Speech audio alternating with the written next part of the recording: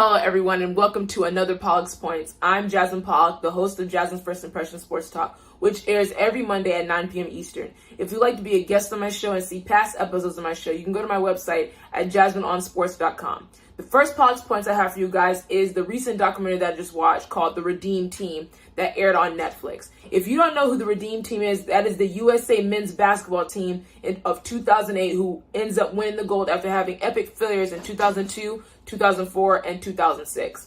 And I remember I was too young to watch basketball, so I don't remember any of this happening. But just watching it and seeing it being played back, it was just a phenomenal thing to watch. And of course, that team consisted of Kobe, LeBron, D. Wade, Chris Bosh, Chris Paul, Carmelo Anthony, and a bunch more of our great players that are still playing today.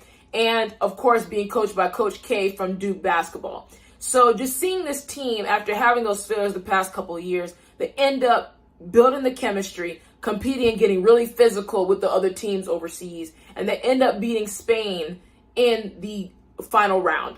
And it was just a bittersweet moment because it brought the mojo back to the U.S. and saying, you know what, USA basketball is here to stay and we are still at the top. We're still top tier. And one of my biggest takeaways was Kobe Bryant and his Mamba mentality and how much we do miss it to this day.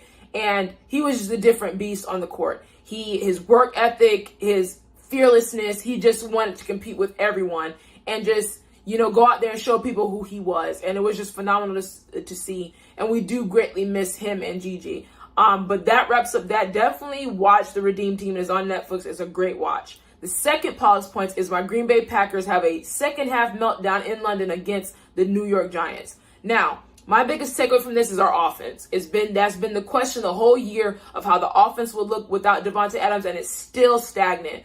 I've seen a lot of great spurts, and then I've seen a lot of not so great spurts, and we're not running the ball as we should.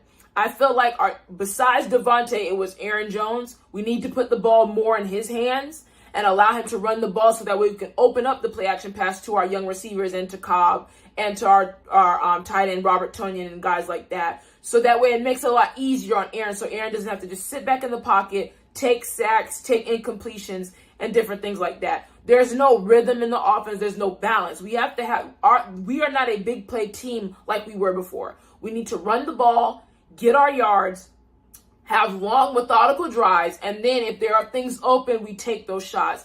And then of course you don't give the defense time to rest, and they're back on the field because it's a 3 and out after 3 and out after 3 and out. So that's one of my biggest takeaways. The Packers have to get it together because the Jets are coming to town, and the Jets are not that same Jets team that we've seen for the past couple of years. They are a resilient young team, and they are hungry, and they're going to go in Lambeau and give us a run for our money, so we better be ready for that. The third and final topic is obviously what's been talked about for the past weekend that blew up yesterday was the third and 5 sack against Tom Brady by Jarrett in the Falcons and Bucs game that was called for roughing the passer. Now, this is going to be talked about for the whole week, as you all may know. And obviously, the world knows that was not roughing the passer, but there's speculation that it has a lot to do with what Tua went through, and they don't want things like that happening to, of course, the quarterbacks and making sure to protect the quarterbacks. But my biggest question is to the NFL, what are defenders supposed to do? Are they supposed to just sit back and just allow quarterbacks to scramble and throw the ball and then just let it happen? The kid made a great play. He didn't lead head first. He didn't slam Tom Brady. He literally swung Tom Brady around to get the 10-yard sack.